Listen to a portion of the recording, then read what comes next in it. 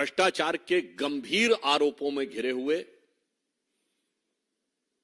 स्वघोषित कट्टर ईमानदार दिल्ली के मुख्यमंत्री श्री अरविंद केजरीवाल जी के समर्थन में भ्रष्टाचार के पुराने आरोपियों और पुराने गुनाहों में आबद्ध रहे तमाम राजनीतिक दलों ने उनका समर्थन किया था और इसके लिए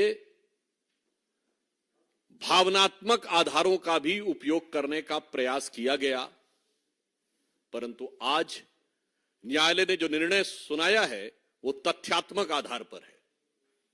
तथ्यात्मक आधार पर दिल्ली के मुख्यमंत्री श्री अरविंद केजरीवाल जी को 15 दिन की न्यायिक हिरासत में भेजा गया है।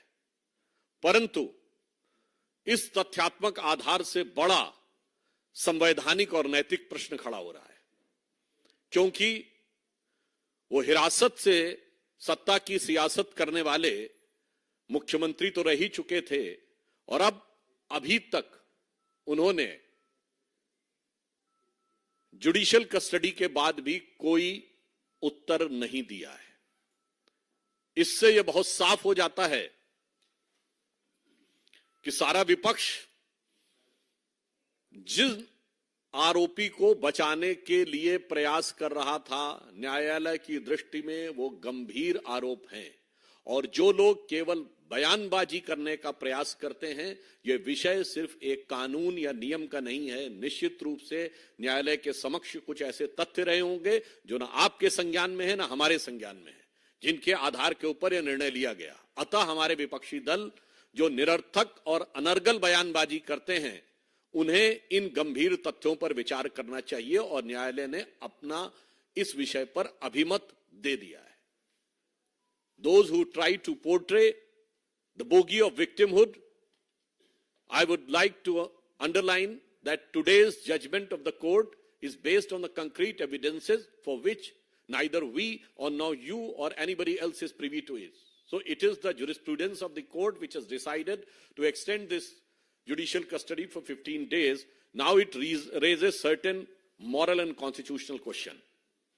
यहां पर मैं याद दिलाना चाहता हूं कि ये रामलीला मैदान में ही शादिया जी जिसके संस्थापक सदस्यों में रही, अन्ना जी उनके गुरु हुआ करते थे और हिंदी में कहावत होती है, गुरु गुड़े रहे चेला शक्कर हुई गए। तो गुरु ने तो कहा था हम राजनीति में नहीं आएंगे, चेला राजनीति में आके मुख्यमंत्री भी हुए लिए। परंतु कल उन्होंने एक दूसरी रैली की जिसमें उनके गुरु बदल गए, गुरु लालू प्रसाद यादव जी हो गए और मुझे प्रतीत होता है शायद उनके भी गुड़ के मुकाबले ये शक्कर होने की तरफ ना आगे बढ़ जाएं, क्योंकि लालू प्रसाद यादव जी ने तो कम से कम इस्तीफा दे दिया था जब वो जेल जाने लगे थे। अभी तक इन्होंने इस्तीफा नहीं दिया है।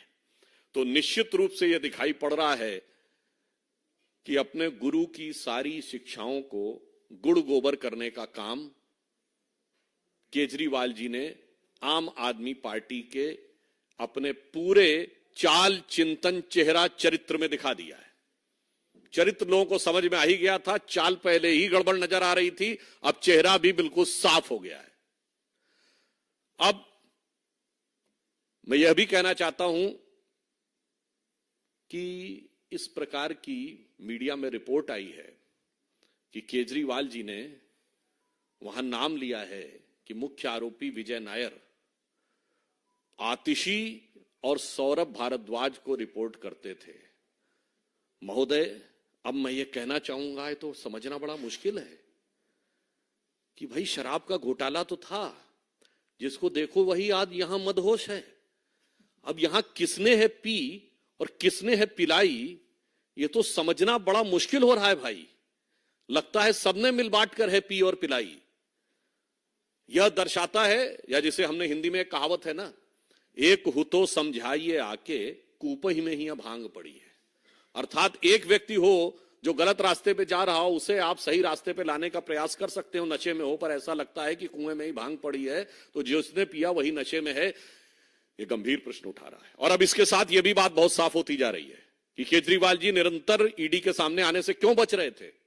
शायद उनको लग रहा हो और उनके आम आदमी पार्टी के बाकी सदस्य जो बहुत ही उत्साह और उच्छृंखलता के साथ उनका बचाव करते नजर आ रहे थे शायद वो इस संभावित खतरे से डर रहे थे कि मानो वो कह रहे हो कि केजरीवाल जी कह रहे हो बैठा हूं दिल में इतने राज छुपाए, जरा सा होंठ हिले तो जाने कितनों का दिल डगमगाए।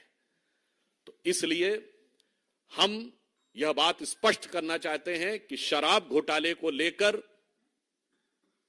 दिल्ली सरकार की स्थिति भ्रष्टाचार के आरोप में उत्तरोत्तर स्पष्ट होती चली जा रही है।